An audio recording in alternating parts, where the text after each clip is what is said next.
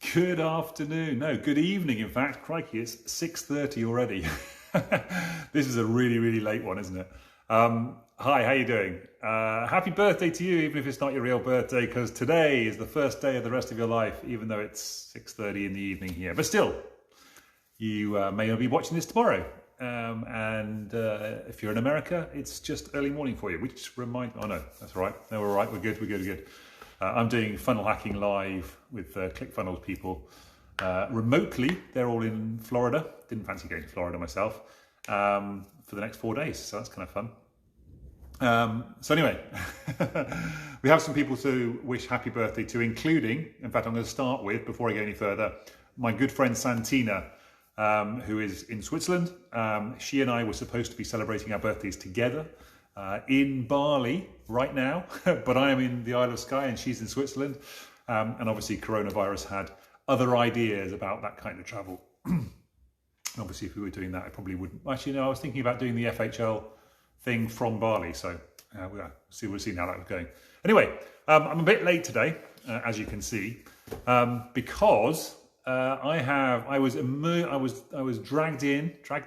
was drafted in as an emergency witness on a wedding this afternoon, actually it was. This morning I was told about it. So the weather, which has been a bit iffy out here, a bit windy here on the Isle of Skye, meant that the couple who were staying in the self-catering cottage next door couldn't take the boat across to the other island where they were going to get married today. So they had to get married here on the island because they had the celebrant ready and everything. But one of the people on the boat was supposed to be the witness. So they said, John, can you do the witness thing? So I said, yes, of course I can. No problem at all. So I've ended up being, and because there was basically just 5 of us with the photographer, the celebrant, obviously me and the bride and groom, I was the witness, I was the best man, and I was the bride's man as well. So yeah, I had to do all those little things. I had the rings and I had the bow that they wrapped them up in, Scottish tradition thing. And I was also doing videographer as well at the same time. It was kind of fun and funky. But yeah, that's taken up most of my afternoon. So getting involved in that. So this is why this is late. And then obviously this morning I was preparing for it and everything. Not preparing, but figuring out how it was all going to work and everything. So yeah, that was kind of fun. And so I have got a big topic I want to talk to you about today, which we're going to get onto in a minute as well, which is rather than letting your life live your life, create your life rather than letting your life create you. That's basically what it's going to come down to. It comes off the back of a video I was watching from Dr. Joe Dispenza this morning, which was fabulous. And I'll talk more about that in a minute. But first of all, let's say happy birthdays to the people whose real birthdays it is today.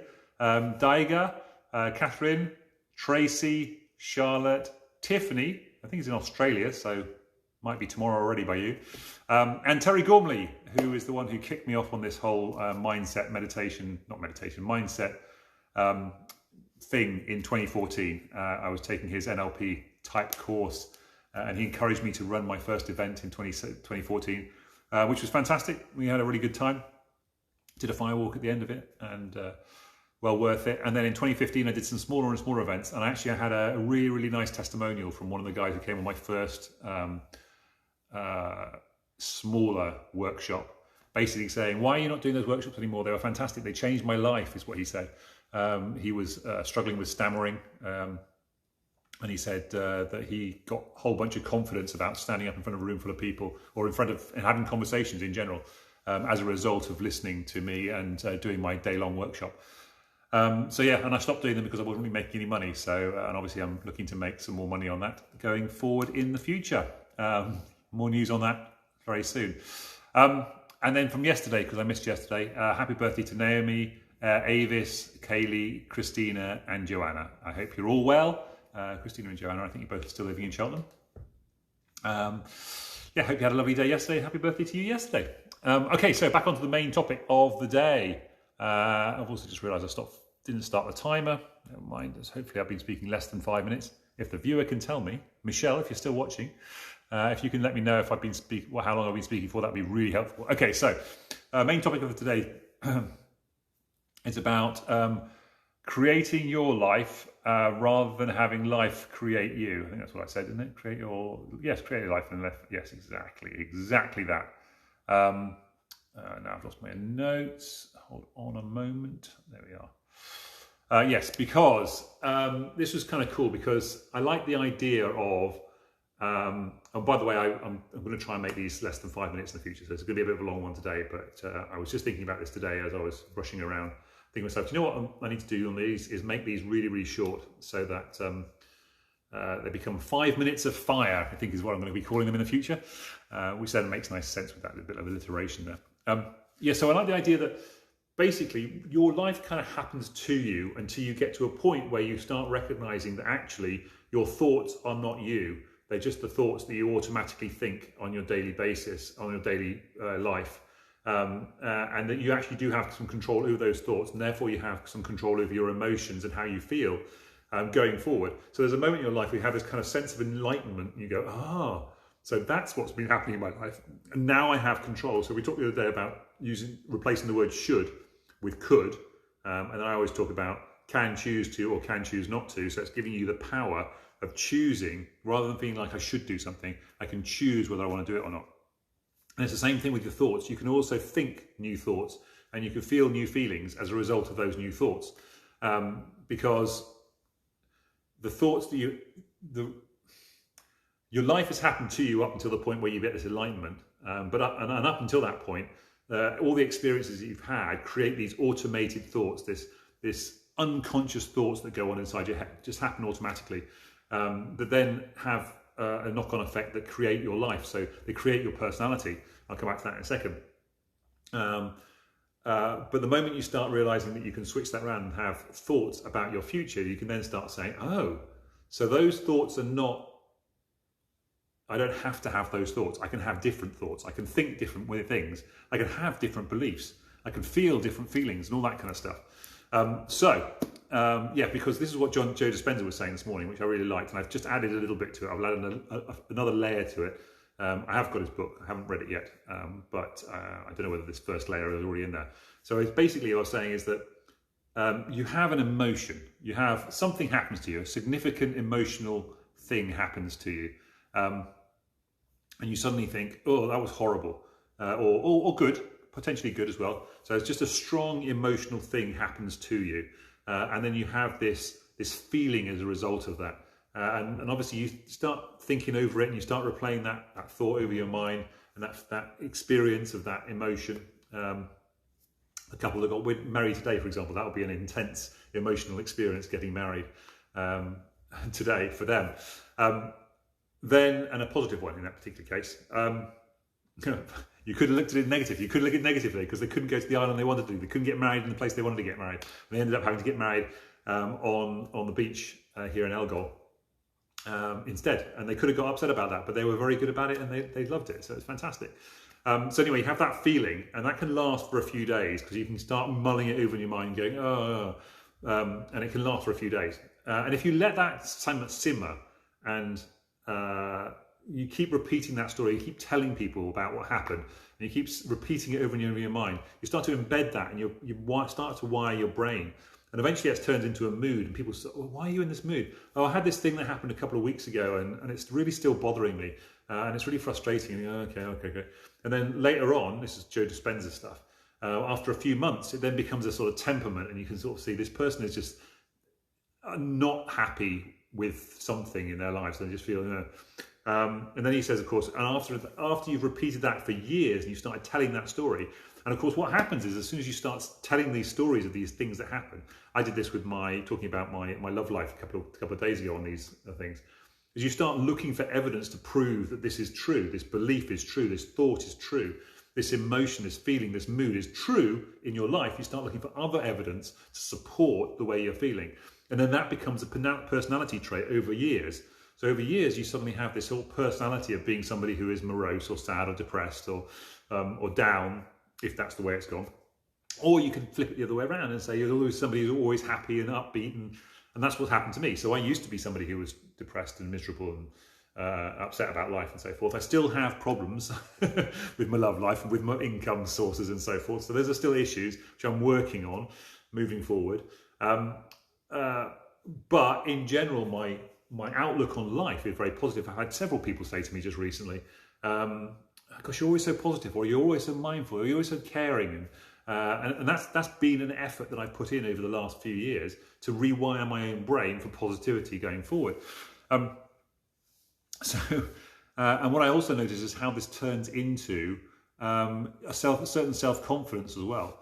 Because he was also saying you have to overcome certain feelings and thoughts in order to become something new. You have to change to be able to become something new. So you have to overcome something to become something new, which I thought was kind of a cool way of looking at it. But that's also where that self-confidence comes. You get the self-confidence, which is basically a self-trust, trusting yourself, which then becomes a self-love, because you start recognizing that you can trust yourself, and then you can start loving yourself for having done the things you say you were going to do, which can only come if you choose new feelings and then do those new feelings and prove to yourself that you can change, you can be this new person, you can be this new vision of yourself, and create this vision of the future that is different from the memory of your past. So you look at the past and you go, oh, that's how I used to be. And now you're in this enlightenment period and you start looking forward to the future, and you start saying, so I can now have this new future by having these new thoughts, creating some new emotions, creating new feelings, creating a new mood, creating a new temperament, and then eventually creating a new personality trait in myself by changing the way I think. A lot of people say, yeah, but you can't change. Positive thinking doesn't really happen, doesn't really change and fix anything. And you go, well, yeah, but how has negative thinking been working out for you so far? How is your life now because of all the negative thinking you've been doing, or the non-positive thinking, you could look at it as well, or the non-positive thinking you've done, how's that working out for you? Because if you're not happy with your life, then it's your non-positive thinking. If you're saying that non-positive thinking doesn't work, then it's the non-positive thinking that's been causing your life that you're in now. So if you want to have a new future, create a new present, then we'll create that new future. I said this a few weeks ago.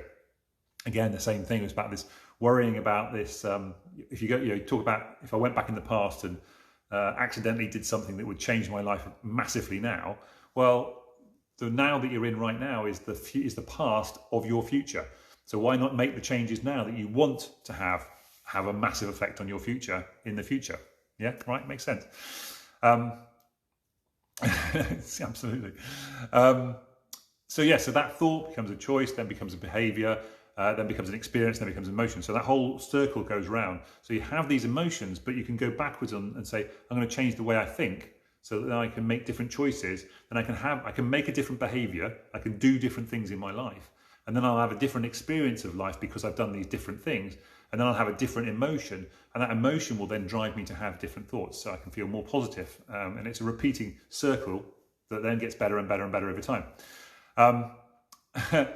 And of course, you've already heard the thing, the neurons that fire together wire together. I just put it in there because I like the idea that my Find Your Fire now can be, I can do Find Your Fire inside your brain. You can find fire those neurons together and then wire it all together to create a new you, basically, a new you. And I said it's a little bit like this garden concept. If I wanted to have a nice rose bush out here, which is currently not there, I'd have to go out there and take all the plants that are not where I want them to be, the weeds, maybe take some rocks out, possibly tenderize the soil if that's what's needed, make some space in the ground, plant the rose, then water it, pay attention to it, keep weeding, get rid of those old negative thoughts. So the weeds and the rocks are the negative thoughts and the negative experiences from your past. And sometimes you can be a bit sort of closed off and so forth. That's the tenderizing of the soil. You've got to make room inside yourself. You've got to open up to allow yourself new stuff to come in. Plant the new seed, water it, plant the new thoughts, plant the new feelings, work through them. Pay attention to it, or keep taking out the little or negative stuff that keeps popping up. This is what's been happening for me for ages. I've got 58 seconds left. Oh my Lord. I may have to pause for a second while I stop that thing from turning off. Yes, so this is the process, and this is the process that I have in my Create Happy process. So if you want my Create Happy process, there's a link in the description. findyourfire.co.uk/create happy. This is a neuroscience-based system that I've put together that helps you to program your mind for positive thinking going forward. So it's something you do 5 minutes before bed, 5 minutes in the first thing in the morning, and it basically just rewires your brain for positivity completely. And then that will allow you to create your life instead of allowing your life to create you. So you can start putting actions in place, pre-plan them the night before, and then rerun over those things the next morning and re-embed them into your mind. So 3 seconds left. I'm going to go and quickly turn this off and then finish up. Back again. Hello. Sorry about that. Although if you're watching the replay, give me a hashtag replay because you won't have noticed, because I don't think there's anybody actually watching right now anyway. This is why I need to make these things 5 minutes. I'm going to make these into 5 minute slots somehow. Somehow I'm going to keep it down to 5 minutes. Just do a really sort of quick thought. Here's the thought for the day, that kind of thing. Your 5 minutes of fire thought for the day.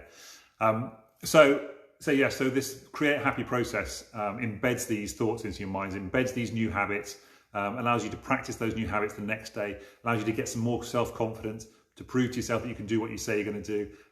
It embeds it slightly better so that you can then start to have trust in yourself, self-trust, and then create that self-love, because you can love yourself for saying, oh, I did this thing, it's fantastic, aren't I clever?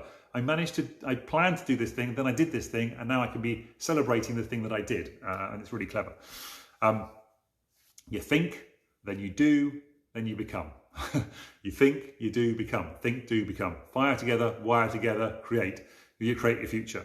Plan your future, create your future. Think your future, create your future. And just going to finish off with the classic line, which I think I'm not sure if it's. I think it's I think the actual line is how do you get to play at Carnegie Hall? I think it's Carnegie Hall, an American one.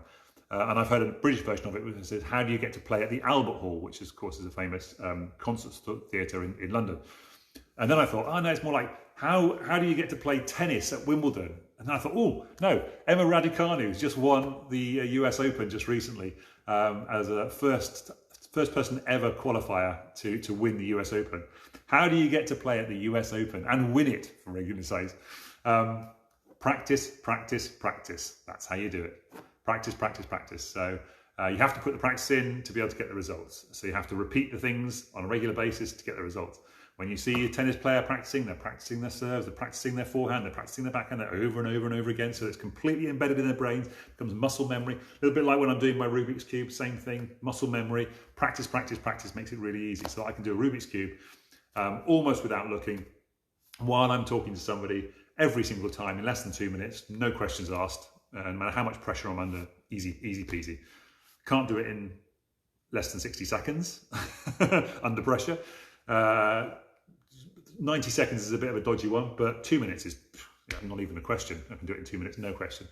So yeah, practice, practice, practice. That's how you get to play in the US Open final, tennis final. Right, that's all from me, guys. Go and enjoy the view. Look at that out there, isn't it beautiful? Sending you all the love. I've probably been speaking for like 20 minutes now. That's why I need to get these things down to 5 minutes, because I've lost all my viewers. Michelle Richardson was watching earlier. I should have said hello to her properly. And now she's gone. Never mind. Okay. All right. That's all me done for now. Bye-bye for now. See you soon. Oh, yeah. Just forgot to say. Also, for being the witness earlier on, the celebrant brought me a bag of Isle of Skye fudge, which is very nice. Very delicious. They actually call it Scottish tablet. Not fudge, but... it says fudge and tablet, so I'm not sure which is which. And then the bride and groom for the, as a witness. Hello viewer, I'm not sure who that is, but hello viewer. Thank you for the thumbs up, I love it. The bride and groom also gave me some chocolate from, they said chocolate from, I can't see what this is. That's from Denmark, so anyway, some chocolate and some Cornish, hello Karen, there you go, and Catherine Smith, and some Cornish rum, to say thank you for being the witness at their wedding today. You have to watch the beginning of this one to find out what that's about, but basically I was called in at the last minute to be a witness, a best man, bridesman at a wedding here in Skye. on the last minute. So it's been fun. Okay, that's all from me. I really am going to go now. Sending you love. That with the tree in behind there. Take care. Thank you very much for the views. Now I've just suddenly started getting a whole bunch of people viewing. Hello, hello, Karen and Catherine and Deb. Thanks for watching. Go back and watch the beginning. It was a good one. If it was a little bit long though, I have to say. But it is what it is. Take care, guys. See you soon. Bye for now.